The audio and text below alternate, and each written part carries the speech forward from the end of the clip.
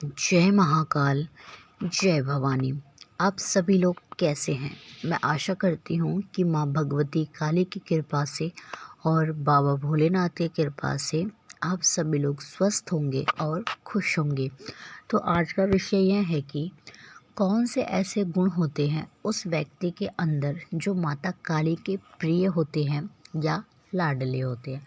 ठीक है, माता काली के जो बहुत प्रिय होते हैं, माँ काली के जो बहुत लाडले होते हैं। जब भी हम माँ काली के बारे में बात करते हैं तो हमें एक ही ख्याल आता है कि माँ काली का जो स्वरूप है वह बहुत ही डरावना है। माँ काली की जीभ बाहर निकली हुई है, बड़े बड़े माँ के जो केश हैं वो बिखरे हुए हैं। माँ नरमुंडों की माला पहनती है। ठीक है, तो इस स्वरूप को देख के भय लगता है लोगों को कि माँ का ऐसा स्वरूप है। लेकिन दूसरी ओर माँ का जो स्वरूप है वह बहुत ही ममतामयी है। माँ काली का जो स्वरूप है वह काला है, श्याम है, नीलमणि के समान भी है। और माँ की जो आँखें हैं वो बहुत ही सुंदर है। माँ की जो जीभ है वो बाहर निकली हुई है, लेकिन वह जीभ दांतों से दबी हुई है। और माँ का यह स्वरूप बहुत ही सुंदर है। माँ काली बहुत ही ममतामयी है, बहुत ही प्यारी है। लेकिन वही दुष्टों के लिए माँ का जो स्वरूप है वह बहुत ही भयानक है।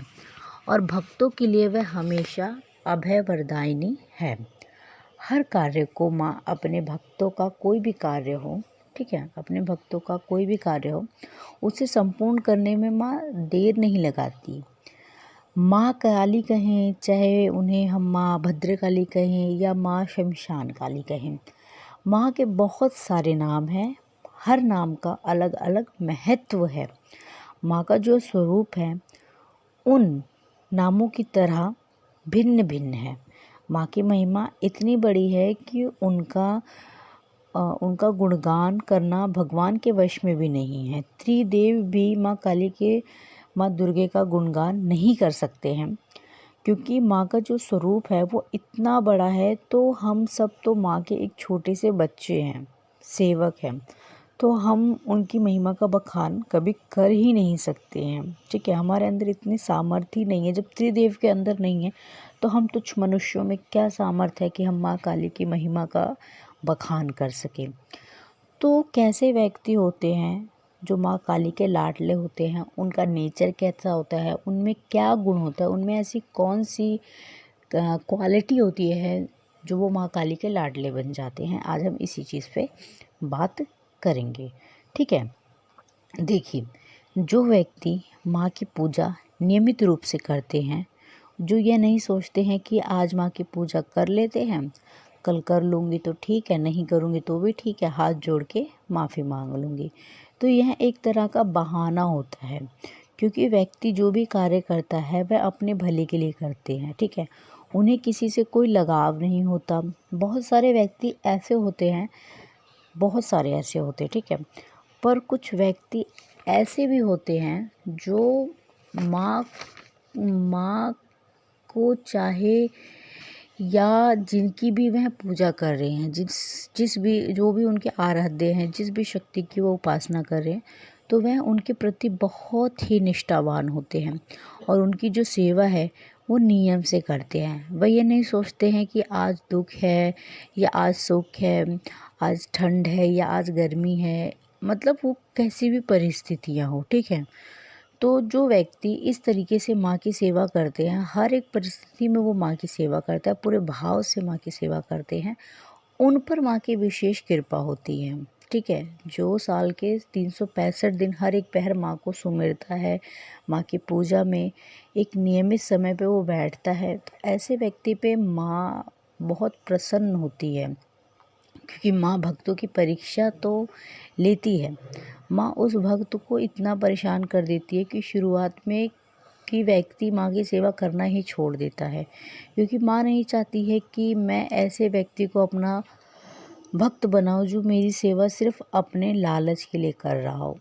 ऐसे तो माँ सबको प्यार करती है, लेकिन जो माँ के लाडले होते हैं उनकी माँ परीक्षा लेनी शुरू कर देती है कि वह व्यक्ति उस सेवा का अधिकारी है भी या नहीं। फिर माँ उसे जो देती है उसकी कोई भी कीमत नहीं होती, क्योंकि माँ इतना देती है कि उस व्यक्ति की झोली सदा खुशियों से भरी रहती है। ठीक है, वो अपने झोली में भी नहीं समा पाता है, माँ उसको इतना दे देती है। लेकिन उससे पहले बहुत कड़ी परीक्षा उस भक्त को, उस बच्चे को, उस सेवक को देनी पड़ती है माँ काली की कृपा प्राप्त करने के लिए, वो विशेष कृपा प्राप्त करने के लिए। अगर हम दूसरे गुण की बात करें तो जो व्यक्ति माँ को अपना सर्वस्व समर्पित कर देता है, सब कुछ, कि माँ मैं नहीं जानती कि कल मेरे साथ क्या हो, अच्छा हो बुरा हो, कष्ट आए सुख आए दुख आए, ठीक है, कुछ भी परिस्थिति हो मैं उसको सहन करूँगी, क्योंकि यह तेरी ही देन है और तू ही ये सब कर रही है। तो तू जो भी करेगी वो अच्छे के लिए ही करेगी, और तुझे ही माँ ये सब देखना है, तुझे ही मेरी इज्जत बचानी है। ठीक है, तेरी ही हाथों में मेरी इज्जत है। बहुत सारे ऐसे भक्त देखे गए हैं जो माँ को अपना सर्वस्व छोड़ देते हैं, माँ पे सब कुछ अपना माँ के ऊपर त्याग छोड़ देते हैं कि माँ अब तू ही संभालेगी। इतना विश्वास आ जाता है ना उनको माँ पे कि वो बड़ी से बड़ी जंग जीतने के लिए तैयार हो जाते हैं। हालांकि उनके पास ऐसा कोई सपोर्ट नहीं होता है, लेकिन वो लड़ने के लिए तैयार हो जाते हैं। क्यों? क्योंकि उनको माँ पे विश्वास होता है। तो इतना विश्वास रखकर, इतना अटूट विश्वास रख के जो माँ की अखंड सेवा करता है वो ही माँ का लाडला होता है। जैसे कि श्रीधर पंडित थे, माँ वैष्णो देवी पे वो इतना विश्वास करते थे कि माँ के एक इशारे पे उन्होंने पूरे गांव को न्योता दे दिया था खाने के लिए। हालांकि उनके पास खिलाने के लिए एक अन्न का दाना भी नहीं था, लेकिन उन्होंने अपना सब कुछ माँ पे ही छोड़ दिया था। तो देखिए, आज सब देख रहे हैं कि माँ ने किस तरीके से उनकी लाज बचाई, माँ ने किस तरीके से उनकी मदद करी थी। तो जो व्यक्ति इस तरीके का विश्वास रख के अपने इष्ट पे, आराध्य पे सब कुछ छोड़ देता है, वो माँ काली को बहुत प्रिय होता है। और माँ काली भी कभी उसका हाथ, उसका दामन नहीं छोड़ती और सदैव खुशियों से भरी रहती है। तीसरे अगर गुण की बात करी जाए तो जिन व्यक्ति के अंदर अहंकार नहीं होता, दया का भाव इनके अंदर बहुत होता है। ठीक है, जो माँ काली के प्रिय होंगे, जिनके ऊपर माँ काली की कृपा होगी ना, उस व्यक्ति के अंदर अहंकार बिल्कुल भी नहीं होगा। दया का भाव तो इतना भी होगा कि कोई उनसे प्यार से कुछ भी मांग ले, चाहे वो चीज़ उनके पास हो या ना हो, अगर है भी तो कीमती से कीमती चीज़ भी वह अपनी देने को तैयार हो जाते हैं। देखिए, ऐसे व्यक्ति के अंदर जब अहंकार नहीं होता है तो क्रोध भी नहीं आता है, क्योंकि जहाँ अहंकार है वहीं क्रोध जन्म लेता है। तो जब अहंकार नहीं है तो क्रोध भी नहीं है, तो ऐसे व्यक्ति को क्रोध भी नहीं आता है। ठीक है, इनके अंदर दया का, परोपकार की भावना बहुत ज़्यादा होती है, ममतामयी हो जाते हैं ऐसे व्यक्ति, किसी के कष्ट को देख नहीं पाते हैं। जो हर एक व्यक्ति के कष्ट में खुद को सम्मिलित करते हैं कि मैं किस तरीके से इस कष्ट को दूर कर सकूं। तो ऐसे व्यक्ति माँ काली को बहुत प्रिय होते हैं और वो माता काली के लाडले हो जाते हैं। चौथा ऐसा कौन सा गुण है जो माता काली को प्रिय है उस व्यक्ति के अंदर, वो माँ काली के लाडले बन जाते हैं। जो व्यक्ति नियमित रूप से माँ काली के साथ हनुमान जी और भैरव बाबा की पूजा करे, वो माँ काली को बहुत प्रिय हैं, क्योंकि हनुमान जी हैं जो है वो सदैव माँ के आगे चलते हैं और माँ उनको पुत्र के समान मानती है। ठीक है, हनुमान जी माँ की सेवा में हमेशा रहते हैं आगे, और एक बेटे के समान है हनुमान जी। तो जो व्यक्ति हनुमान जी की पूजा माँ काली के साथ करता है, माँ काली की विशेष कृपा उस व्यक्ति पे होती है। और साथ ही भैरव जी की, देखिए भैरव जी का जो स्वरूप है वो काल भैरव की पूजा घर में नहीं करनी चाहिए। घर में हमेशा बटुक भैरव की पूजा करनी चाहिए। और बटुक भैरव जो हैं वो भी माँ काली को बहुत प्रिय हैं, बहुत लाडले हैं, क्योंकि वो माँ के बालक के समान हैं और माँ के हमेशा पीछे पीछे चलते हैं। तो जो व्यक्ति माँ काली के साथ हनुमान जी, गणेश जी और बटुक भैरव की पूजा करता है, उन पे माँ की विशेष कृपा होती है। आप उनके नाम का दिया जलाइए, उनको भोग प्रसाद दीजिए टाइम टाइम से। ठीक है, लौंग का भोग दीजिए, लड्डुओं का भोग दीजिए। और गणेश जी तो प्रथम पूजनीय हो, उनके बिना तो हर एक पूजा, हर एक सेवा अधूरी मानी गई है। तो जो इस प्रोसेस को फॉलो करता है, इन नियमों को मानता है, वो माँ काली को बहुत लाडले होते हैं, माँ काली को बहुत प्रिय होते हैं। अगला जो गुण होता है उस व्यक्ति में, वह व्यक्ति या वो बच्चियाँ, ठीक है, जो लड़के होंगे वो पराई स्त्री को गलत दृष्टि से नहीं देखते। हर एक महिलाओं को अपनी माँ की दृष्टि, अपनी माँ के प्रति समझते हैं, अपनी इस बहन की तरह समझते हैं, ठीक है। और जो स्त्रियां हैं वो हर एक पुरुष को अपने भाई या पिता की नज़रों से देखती हैं। गलत दृष्टि नहीं होती है, मतलब किसी को भी देखने के प्रति वो अपने, अगर पति हैं तो वो अपनी पत्नी का सम्मान करते हैं, और अगर पत्नी है तो वह अपने पति का सम्मान करती है, ठीक है। हर एक को एक अच्छी माँ और बहन की दृष्टि से देखती हैं, पिता और भाई की दृष्टि से देखती हैं।